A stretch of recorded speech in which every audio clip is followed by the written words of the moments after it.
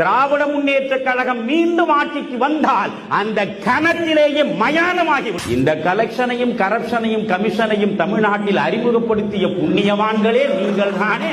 எந்த ஊழல் எப்படி பிறந்தது என்று நீங்கள் ஆய்வு செய்தால் அது தொடங்குகிற இடம் கோபாலபுரமாகத்தான்.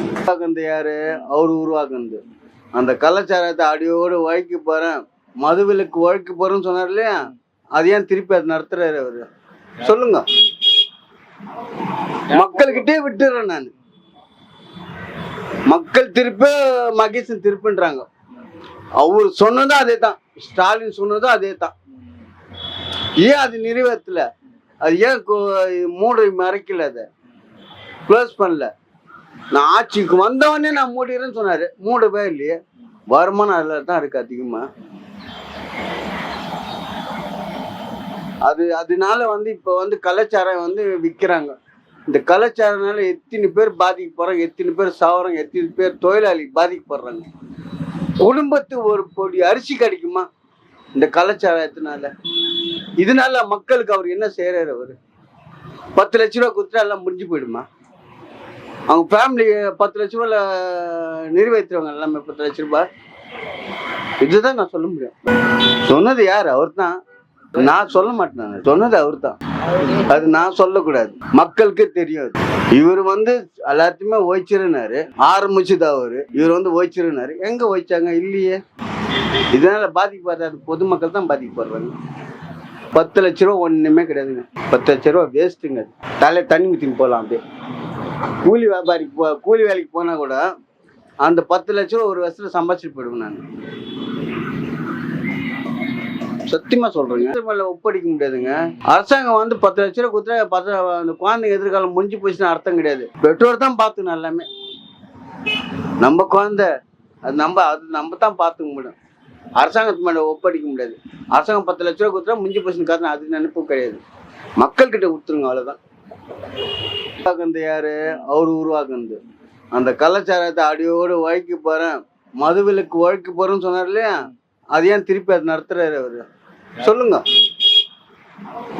மக்கள்கிட்டே விட்டுறேன் நான். மக்கள் திருப்ப மகேசன் திருப்புன்றாங்க. அவர் சொன்னதும் அதே தான், ஸ்டாலின் சொன்னதும் அதே தான். ஏன் அது நிறைவேற்றல?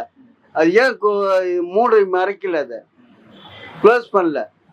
நான் ஆட்சிக்கு வந்தவனே நான் மூடிறேன்னு சொன்னாரு, மூடவே இல்லையே. வருமானம் அதில் தான் இருக்கு அதிகமா. அதனால இப்ப கலாச்சாரம் விற்கிறாங்க.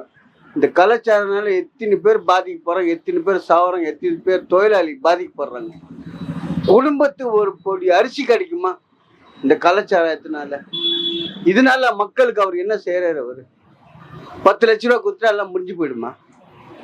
அவங்க ஃபேமிலி 10 லட்ச ரூபாயில நிறைவேற்றுவாங்க எல்லாமே. 10 லட்ச ரூபாய் இதுதான் நான் சொல்ல முடியும். சொன்னது யார்? அவர் தான். நான் சொல்ல மாட்டேன், சொன்னது அவர் தான்.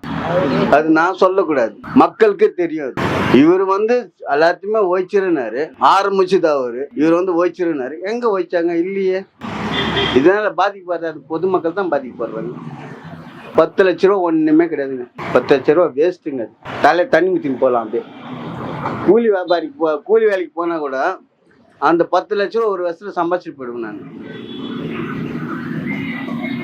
சத்தியமா சொல்றேங்க, ஒப்படைக்க முடியாதுங்க.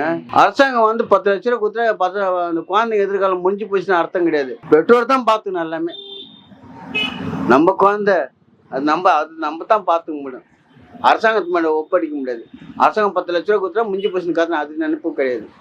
மக்கள் கிட்ட கொடுத்துருங்க, அவ்வளவுதான். இதுபோன்று முக்கிய நிகழ்வுகள், அரசியல் தகவல்களை ஆழமாகவும் மாறுபட்ட கோணத்திலும் அறிந்து கொள்ள மறக்காமல் உங்கள் IND தமிழ் 24x7 பக்கத்தை பின்பற்றிக் கொள்ளவும். உங்கள் ஒவ்வொரு ஆதரவும் இதுபோன்று பல நிகழ்வுகளின் பின்னணியை அறிய உதவும்.